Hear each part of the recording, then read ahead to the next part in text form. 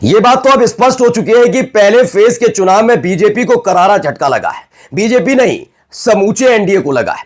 हमने एक दिन पहले ही आपको खबर दिखाई थी कि महागठबंधन वाला जो मसला है उसमें 85% प्रथम चरण के पहले चरण के जो वोटर्स हैं उनसे उनकी राय ली गई, तो उन्होंने बताया था कि 85% ऐसे लोग हैं जो महागठबंधन के पक्ष में खड़े नजर आए, जबकि मात्र 10% ऐसे लोग थे जिनका कहना था कि एनडीए पहले चरण में आगे रह सकती है। कहां 10%, कहां 85%। लेकिन आज वो नहीं है खबर।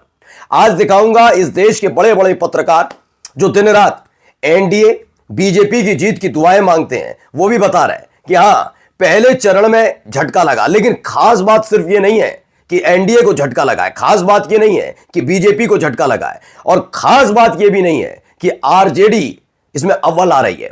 दरअसल बिहार के लिए एक बात कही जाती थी कि एक वक्त में जिस उत्तर प्रदेश में कांग्रेस का डंका बजा करता था वहां उनकी ढपली फट गई थी। लेकिन हालत यह हो रही है इस बार के पहले चरण के चुनाव में, यकीन मानिए कांग्रेस ने बेतहाशा तरीके से पकड़ बनाई है अपनी। और यह बात मैं यूं ही नहीं कह रहा हूं, आज आपको गोदी एंकर्स, गोदी पत्रकारों की तरफ से इसका स्वीकारनामा सुनाऊंगा कि हां कांग्रेस ने इस बार जबरदस्त तूफान ला दिया बिहार के अंदर। पहला। दूसरी आपको भी खबर दिखाऊंगा, वो तमाम सीटें, एक दो नहीं है, 2 दर्जन से ज्यादा ऐसी सीटें हैं जहां पर बीजेपी चुनाव हारने जा रही। किसने ये पोल किया है वो आपको दिखाने जा रहा हूं, और दिखाऊंगा कि आखिरकार किसके खाते में कितनी सीटें जा रही हैं। इसको लेकर एक नया सर्वे, जिसके बारे में कहा जाता है वो सर्वे कभी गलत नहीं होता। नमस्कार, मैं हूं प्राज्वल गौतम और आप देख रहे हैं टाइम्स एक्सप्रेस। सबसे पहले देखिए, मौसमी सिंह बैठी हुई हैं, नेता नगरी इनकी चल रही है, कार्यक्रम इनका आता है ललन टॉप पे, वो चल रहा था।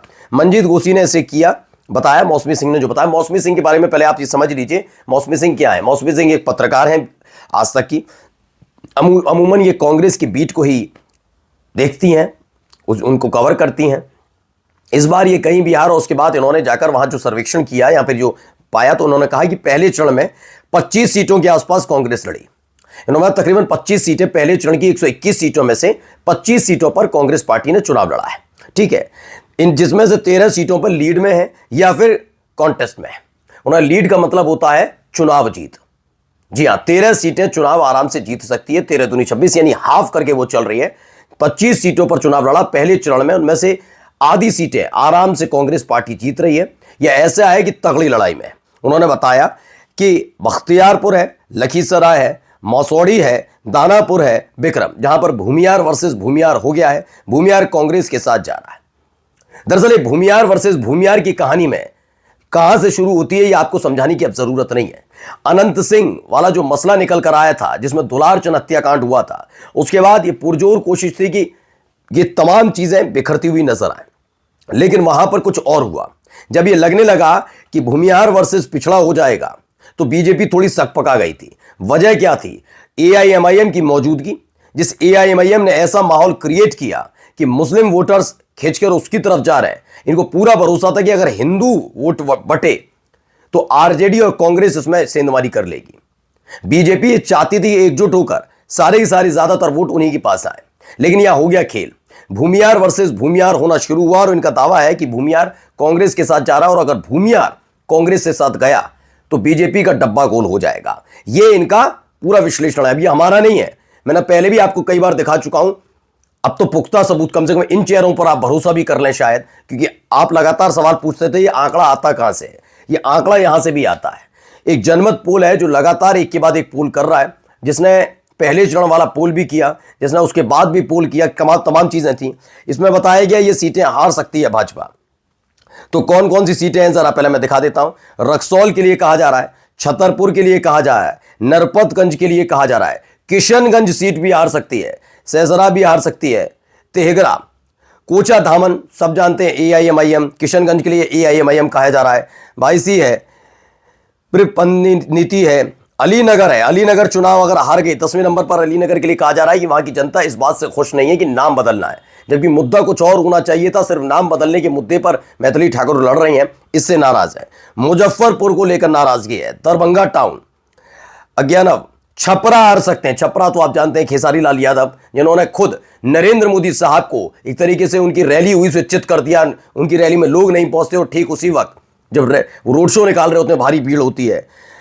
अमौर सीट है, अमौर एआईएमआईएम, बछवाड़ा है, राघोपुर को लेकर भी एक बड़ा कहानियां सुनाई गई थी। विक्रम, आरा, तराई, अरवल, रामगढ़, पूर्णिया हार रहे हैं, औरंगाबाद हार जाएंगे, भागलपुर, मुंगेर, इसमें बताइए हिसुआ है, और सिवान का तो सबको पता ही है, दरौंदा है, रीगा, बगा, वाल्मीकि नगर, लखीसराय, नौतन भी सीट के लिए कहा जा रहा है। अभी हाल ही में मैंने आपको तस्वीर भी दिखाई थी, वहां के विधायक को खदेड़ दिया था।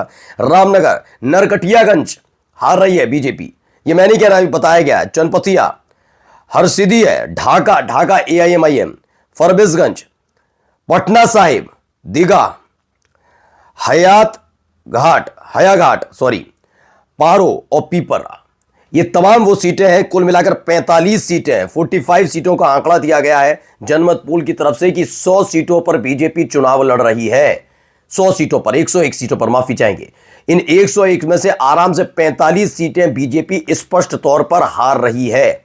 यह जनमत का पोल है, अपना एक पोल निकल कर आया उनका कि उन्होंने बताया ये वो तमाम सीटें हैं जहां चुनाव हार रहे हैं। और इसमें खास तौर पर नजर रखने की जरूरत है कि क्या यहां पर नरेंद्र मोदी साहब गए थे, क्या यहां पर अमित शाह गए थे, यहां पर योगी आदित्यनाथ गए थे, और खास तौर पर जिनको PhD धारक आजकल कर रखा हिंदू मुसलमान के लिए, संवैधानिक पद पर बैठकर बोलते हैं, बिल्कुल सेकंड योगी आदित्यनाथ, या यूं कहा जाए योगी आदित्यनाथ को भी बयान देने के मामले में चित करना चाहते हैं हेमंत बिस्व शर्मा।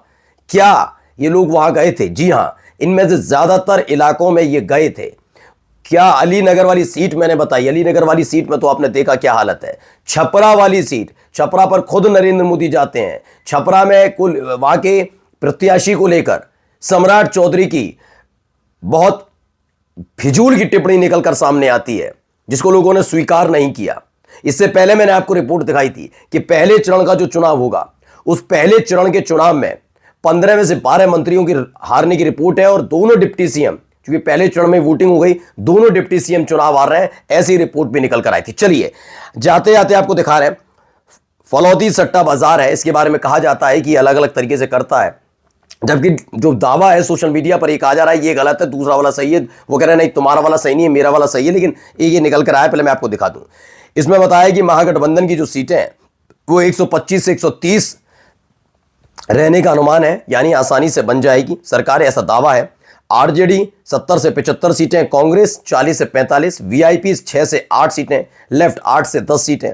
वही एनडीए गठबंधन, जिसके लिए पहले भी कहा गया, मैंने आपको वाला भी दिखाया था सर्वे, जो किसी और ने नहीं बल्कि न्यूज़ तक नहीं कर दिया था और सब तमाम चैनल्स ने इनको कर दिया था, जिसमें बताया गया था कि हाँ इस बार झटका लगेगा, जिसमें AIMIM जो है वो किंग मेकर बनकर उभरेगी। उसमें भी था, इतनी ही तकरीबन सीटें दिखाई जा रही थी एनडीए की।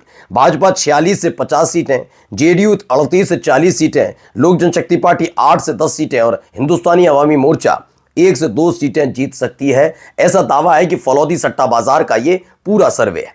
अगर इस पर भी मैं गौर ना करूं तो कम से कम जो जमीनी पत्रकार हैं, जो दे रहे हैं अपनी तरफ से जानकारी दे रहे हैं, उनके बारे में अगर आप देखेंगे तो वो भी बता रहे हैं कि फर्स्ट फेज में तो बड़ा डब्बा गोल हो गया एनडीए का। नमस्कार।